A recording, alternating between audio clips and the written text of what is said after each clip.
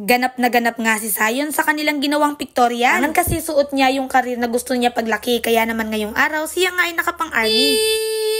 Hello mga bishi!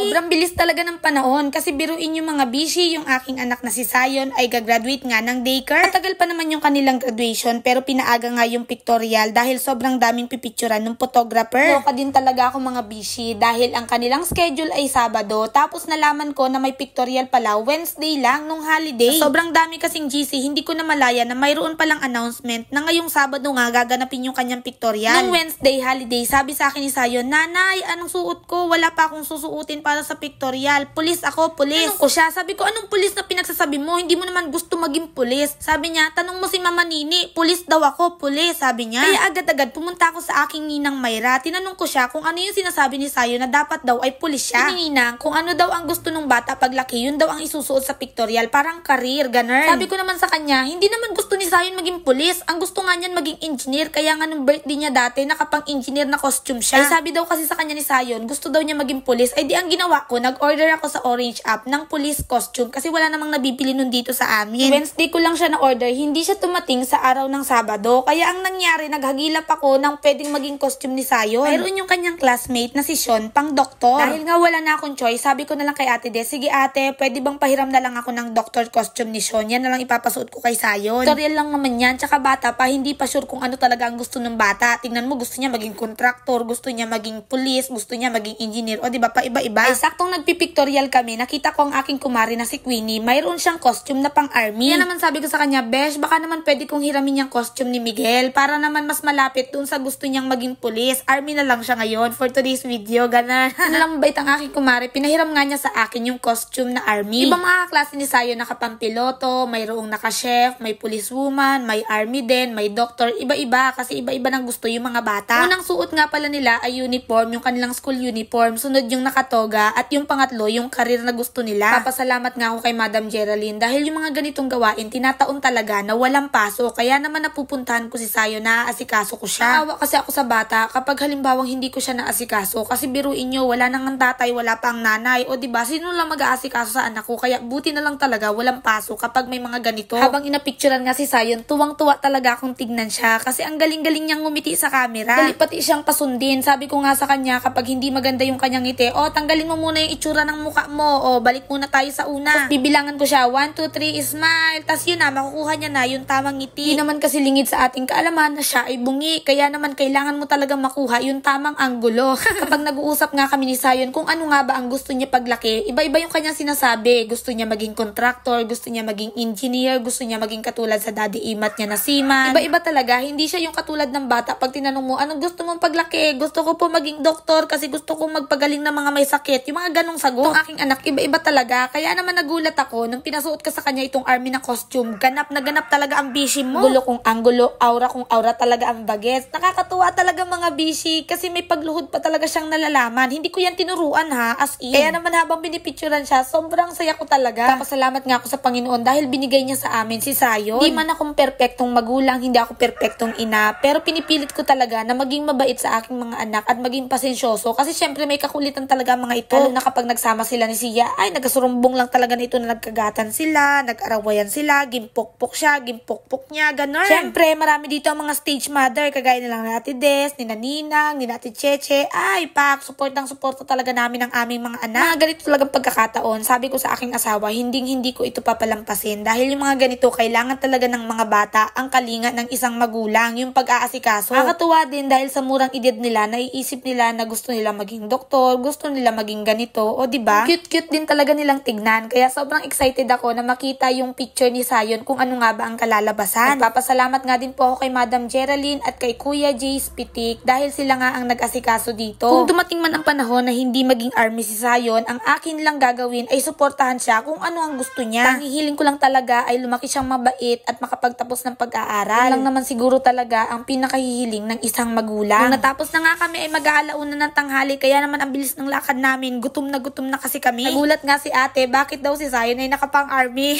Ang naisugot ko na lang, hindi ko din alam.